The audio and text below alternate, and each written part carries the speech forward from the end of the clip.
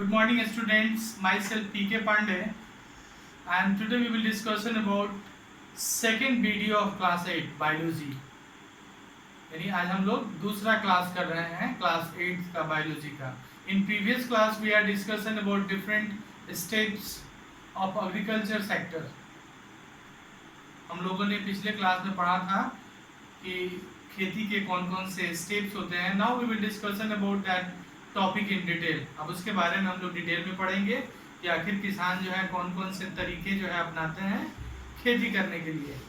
Now first there should be the agriculture practices. When you will show your text book there should be 8 steps given. लगभग जो है 8 जो है तरीके दिए हुए हैं जिसके द्वारा जो है फसलों को जो है या ये बुआई से लेकर यानी खेतों की तैयारी से लेकर स्टोरिंग तक के बारे में नहीं उसको संरक्षित करने तक के बारे में हम लोग पढ़ेंगे। Now in first topic there should be given preparation of soil यानी मिट्टी की तैयारी। यानी फसल की जो हम लोग बुआई से पहले सबसे पहले किसान जो है मिट्टी की तैयारी करते हैं by the help of in the Asian time. आज से 10 साल 15 साल पहले हम लोग देखते थे कि अपने गाँव में क्या हल बैल के द्वारा या फावड़ा के द्वारा यानी अलग अलग जो है बहुत सारे तकनीक अपनाए जाते थे खेतों को जोतने के लिए। But now we have already lot of modern implements यानी बहुत सारे जो है आधुनिक तकनीक के जो है औजार जो है हम लोग इस्तेमाल करते हैं। जैसे आज के दौर में क्या हम लोग ट्रैक्टर का थ्रेशर का यानी ट्रैक्टर के द्वारा आसानी से खेतों को हम लोग जुताई करते हैं। यानी the process of loosening the soil can be done either by the ploughing और बाय द टिलिंग। यानी उसको हम लोग ट्रैक्टर के द्वारा जो है आसानी से जोतते हैं।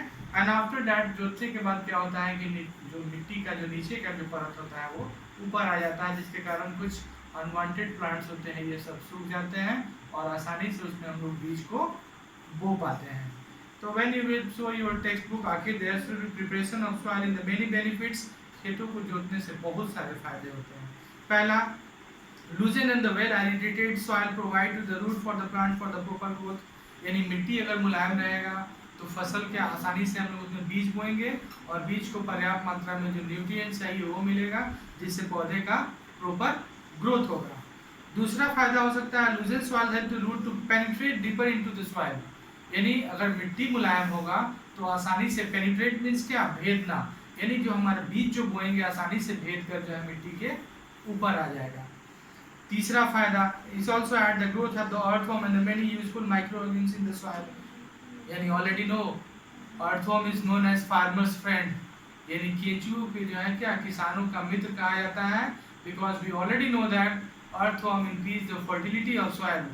केंचुआ क्या करता है हमारे मिट्टी की उर्वरा शक्ति को बढ़ाता है यानी हमारे मिट्टी के फर्टिलिटी को जो है इंक्रीज करता है। तो यानी खेत को जोतने से क्या उसमें जब केंचुआ होगा वो भी पनपेगा यानी अपना जनरेशन को इंक्रीज करेगा जिससे मिट्टी की उर्वरा शक्ति और ज़्यादा बढ़ेगी।